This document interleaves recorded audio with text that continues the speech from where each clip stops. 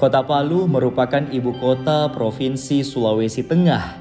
Kota ini dijuluki sebagai kota 5 dimensi, meliputi lembah, lautan, sungai, pegunungan, dan teluk. Secara geografis, Lembah Palu sebelah utara berbatasan dengan Kabupaten Donggala, sebelah selatan berbatasan dengan Kabupaten Sigi, sebelah barat berbatasan dengan Kabupaten Donggala, dan sebelah timur berbatasan langsung dengan Kabupaten Donggala dan Kabupaten Parigi Motong. Lembah Palu dibelah dengan sungai yang ilirnya menuju muara Teluk Palu, yang mana Teluk Palu merupakan tempat berlabuhnya tokoh-tokoh penyebar syiar-syiar Islam, di antaranya Datuk Karama dengan nama asli Syekh Abdullah Raki dan para pedagang, saudagar, serta ulama-ulama dari Bugis, Mandar, dan Makassar.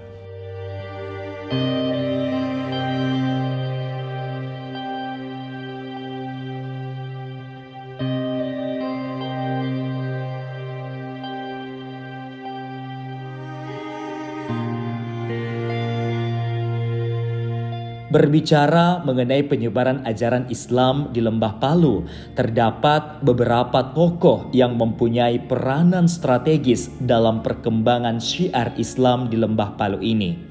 Di antaranya Puen Jidi, beliau adalah seorang raja Kabonena yang makamnya terletak di Kelurahan Kabonena, Kecamatan Ulujadi.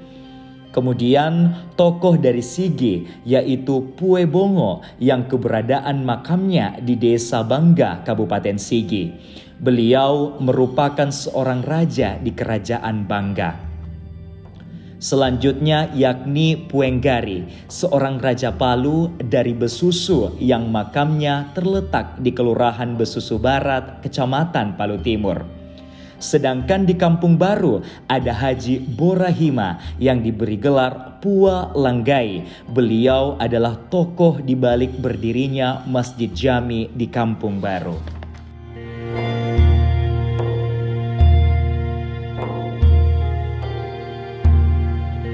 Bismillahirrahmanirrahim. Assalamualaikum warahmatullahi wabarakatuh. Keberadaan masjid merupakan salah satu bukti peradaban Islam. Selain sebagai pusat ibadah umat Islam, masjid merupakan lambang kebesaran syiar dakwah Islam, sekaligus tolak ukur dari suasana dan keadaan masyarakat muslim sekitar. Di episode kali ini saya akan mengajak Anda untuk berkunjung ke salah satu masjid yang ada di wilayah Kota Palu, Provinsi Sulawesi Tengah, tepatnya di Kampung Baru, Kecamatan Palu Barat. Kita akan sama-sama melihat seperti apa peradaban Islam di Kampung Baru. Ikuti saya dalam Jejak Islam.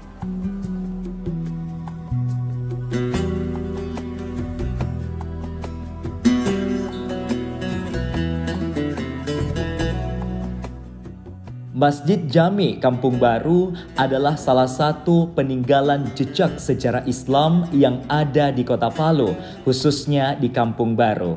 Kata masjid berasal dari bahasa Arab yang mana artinya sajadah atau tempat bersujud. Sedangkan jami juga berasal dari bahasa Arab yang artinya jamaah atau diartikan kumpulan orang banyak. Menurut Dr. Amin Abdullah, MSN MA, selaku penulis buku Sejarah Perkembangan Masjid Jami Kampung Baru, masjid ini diperkirakan dibangun pada abad ke-19, tepatnya pada tahun 1812 oleh keluarga Haji Borahima. Awalnya masjid ini masih berbentuk langgar atau surau. Lokasi surau terletak di Kelurahan Baru, Kota Palu, di atas tanah seorang yang dermawan bernama Haji Borahima, yang biasa juga disebut Pua Langgai. Beliau telah menyediakan tanah wakaf sebesar 9 kali 9 meter bujur sangkar untuk pembangunan dan perkembangan Masjid Jami. Islam masuk di Sulawesi Tengah, khususnya di Kota Palu, pada tahun 1602 oleh biasa digelar Datuk Karama. yang dari Sumatera Barat. Itu biasa kita sebut namanya Abdullah Ragi. Itu abad ke-17 atau 1602. Itu diterima oleh raja yang ada di Kota Palu itu waktu itu adalah Puenjidi. Kemudian yang kedua yaitu Puenggari yang ada Besusu. Kemudian yang ketiga Puebongo. Ya. Kemudian salah satu kiai haji yaitu namanya Latondo. Dan dia punya anak keturunan berada di Boyantongo, Kampung Baru, namanya Labu Rahima atau Haji Burahima, digelar dengan Pue Langgai. Dia punya tanah, dia wakafkan. Dia wakafkanlah, maka berdirilah yang disebut waktu itu adalah langgar. Belum masjid. Pada awal berdirinya masjid ini masih bernama surau atau langgar, dindingnya masih menggunakan seng atau papan. Pada bagian dinding jendela berfungsi memberi ruang untuk cahaya dan udara untuk masuk ke dalam masjid. Sedangkan atapnya masih terbuat dari atap daun rumbia. Sebagai peninggalan sejarah Islam, Masjid Jami termasuk bangunan tua yang berapa kali mengalami rehabilitasi, baik perbaikan ringan maupun perbaikan berat.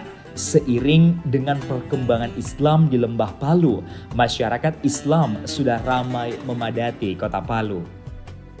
Hal ini dibuktikan dengan banyaknya masyarakat suku Kaili yang memeluk agama Islam.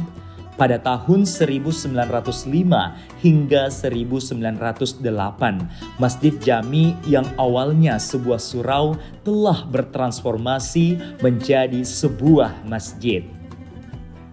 Masjid Jami telah menjadi pusat ibadah yang dapat menampung lebih dari 40 jamaah, serta di masjid ini sudah bisa dilaksanakan sholat Jumat dan sholat taraweh pada bulan Ramadan.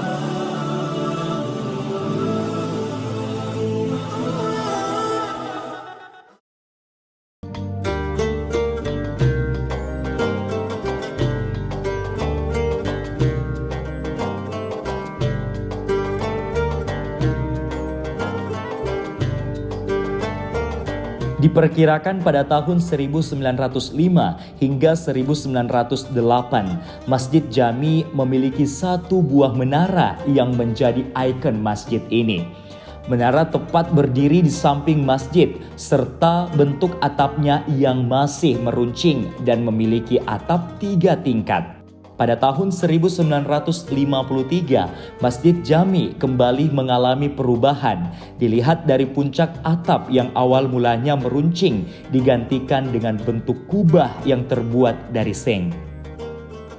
Bukan hanya atap yang berubah menaranya, pun sudah berdiri 2 menara yang berdiri dari samping kiri hingga kanan masjid. Selain itu, dinding masjid juga sudah berubah, semula dari dinding seng digantikan dengan dinding semen. Satu-satunya bangunan yang modelnya belum tergantikan yaitu atap makam yang ada di bagian halaman masjid.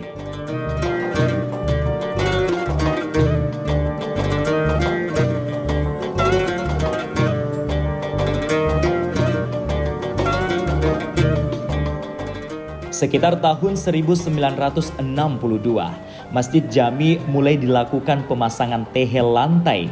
yang dilakukan oleh seorang yang dermawan bernama Haji Lasulo. Beliau adalah seorang pedagang dari Pasar Palu, sekarang menjadi Pasar Bambaru. Kemudian pada tahun 1968, beliau juga melakukan pengadaan penggantian kubah dengan menggunakan sengklat.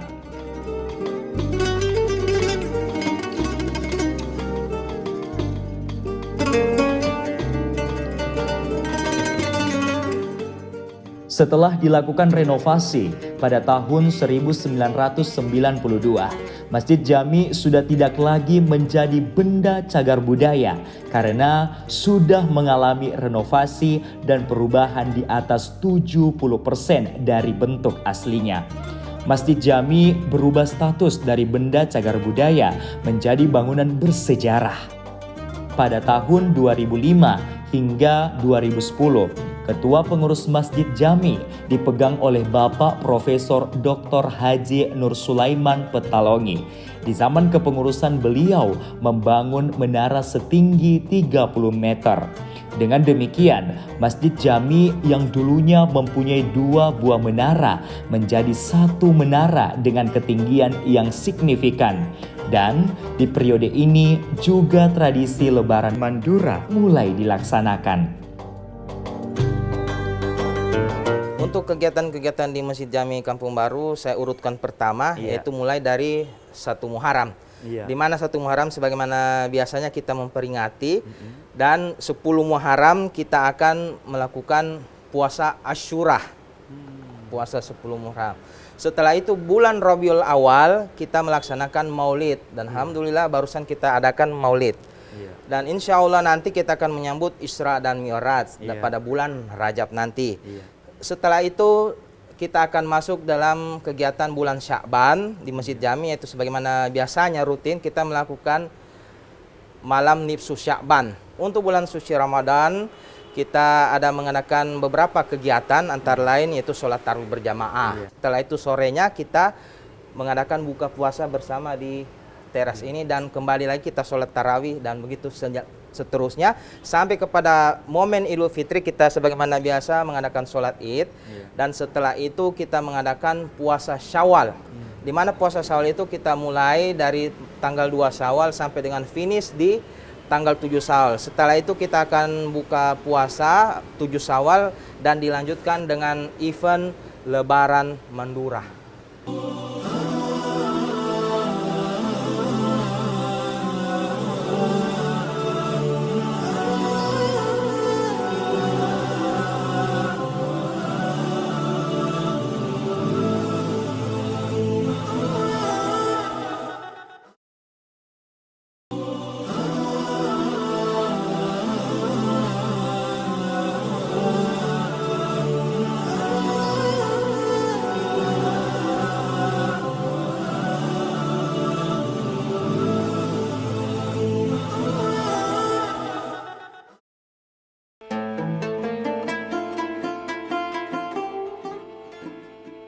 Selain menara yang berdiri kokoh di halaman masjid, juga terdapat makam Haji Borahima beserta kerabat dan keluarganya. Karena pada awal berdirinya surau ini, lokasi halaman surau juga sudah diamanahkan sebagai lokasi pemakaman untuk Pua Langgai beserta keluarganya.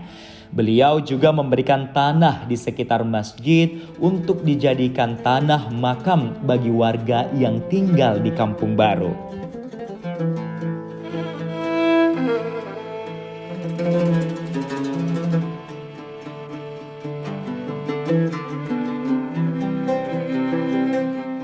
Makam Pua Langgai dan keluarganya ditempatkan di depan halaman Masjid Jami.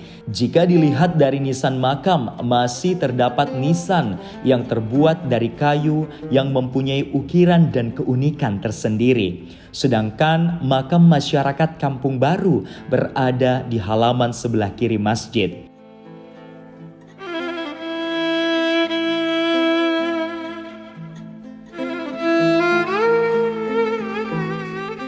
Di bagian dalam masjid terdapat 4 tiang tengah sebagai penonggak kubah masjid. Keempat tiang masjid Jami masing-masing mempunyai makna.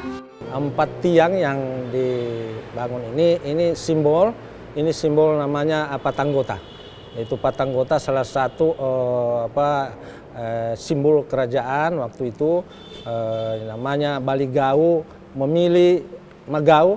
4 anggota ini adalah ciri dari nama kampung. Ya, jadi yang pertama misalnya Kampung Boyantongo dulu, sekarang Kampung Baru. Kemudian yang kedua disebutnya Panggavia, sekarang ini Kampung Lere.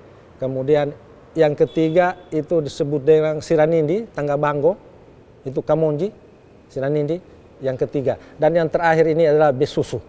Jadi patanggota inilah disebut dengan Baligau yang mengangkat raja yang disebut dengan Magau.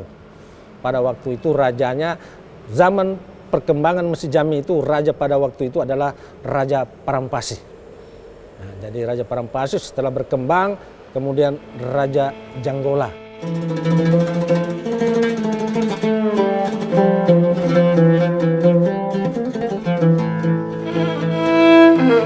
Selain tiang masjid, dinding masjid juga terdapat ukiran kaligrafi bernuansa Timur Tengah yang indah menambah makna kereligian Masjid Jami. Di dalam masjid juga kita bisa melihat ventilasi udara yang menghubungkan atap ketiga dan atap kedua. Terdapat 4 ventilasi di setiap sisinya, dan antara atap kedua dan atap pertama terdapat 6 ventilasi di setiap sisinya. Ventilasi ini terbuat dari kayu dan masih dijaga bentuk aslinya.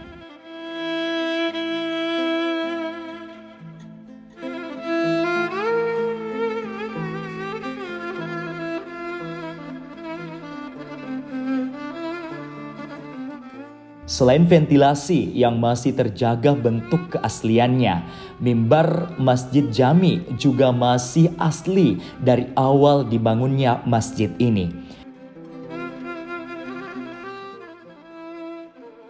Mimbar ini terbuat dari kayu jati. Di depan mimbar terdapat ukiran yang menambah keunikan mimbar yang ada di Masjid Jami. Karena hanya mimbar di eranya yang mempunyai ukiran seperti yang ada di Masjid Jami. Mimbar ini adalah salah satu media dakwah yang tua sekali usianya. Mimbar diartikan secara simbolis sebagai tempat kedudukan iman yang memimpin sholat di masjid dan menyampaikan khutbah. Peninggalan tadi Latondo Haji Ibrahima tadi itu, misalnya salah satunya yang di belakang kita ini kira-kira 100 tahun lebih dulu adanya ini.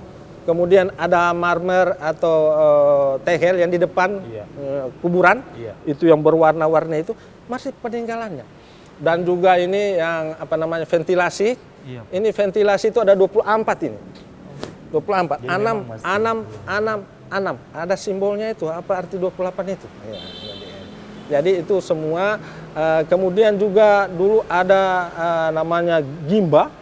Odo duf. Itu juga saat itu ada, tapi sekarang sudah rusak ya, sudah itu mungkin akan diperbaiki lagi. Nah, oleh karena itu perkembangan tentang Islam itu diawali khususnya di Kota Palu di masjid tertua ini yaitu 1812. Kemudian menjadi masjid 1905.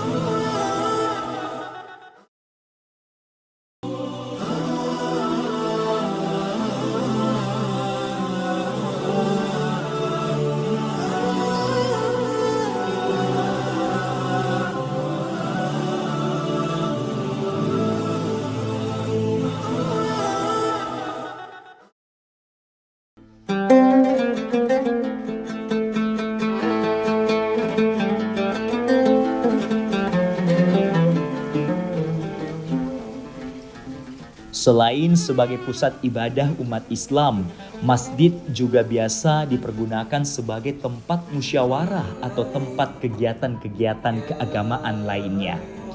Jamaah Masjid Jami Kampung Baru begitu antusias mengikuti sholat Jumat berjamaah. Ba'da sholat Jumat, beberapa jamaah membentuk lingkaran kecil yang terdiri atas 4 hingga 5 orang. Biasanya mereka mendiskusikan masalah keagamaan. Tidak hanya itu, selesai sholat berjamaah, jamaah Masjid Jami biasanya duduk melingkar mendengarkan bacaan hadis dan kisah Nabi beserta para sahabatnya.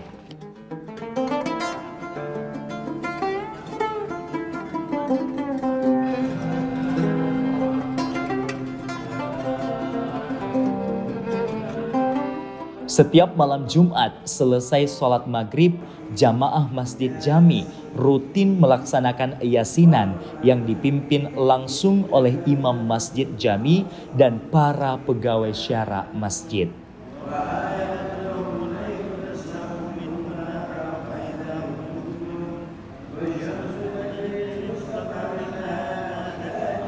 Bukan hanya membaca surat Yasin di malam Jumat, jamaah Masjid Jami juga mengadakan kajian-kajian subuh yang dilaksanakan selesai sholat subuh bersama Yayasan Majelis Subuh Berkah Sulawesi Tengah.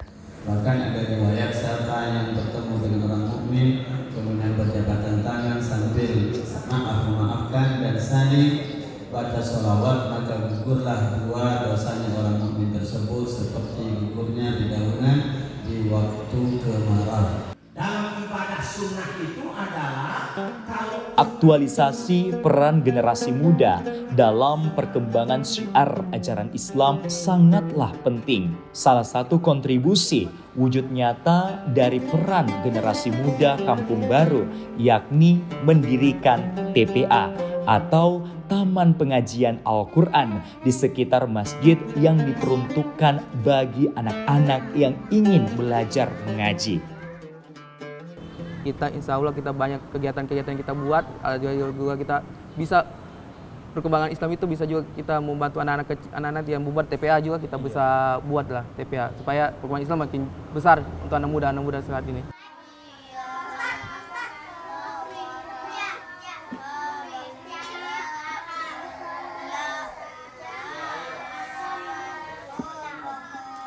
Mendidik anak di usia dini sangatlah penting karena anak-anak adalah tongkat estafet penerus dalam menyiarkan ajaran Islam di muka bumi ini. Salah satunya yakni peran TPA sebagai wadah untuk mendidik anak usia dini dalam pengenalan huruf-huruf hijaiyah.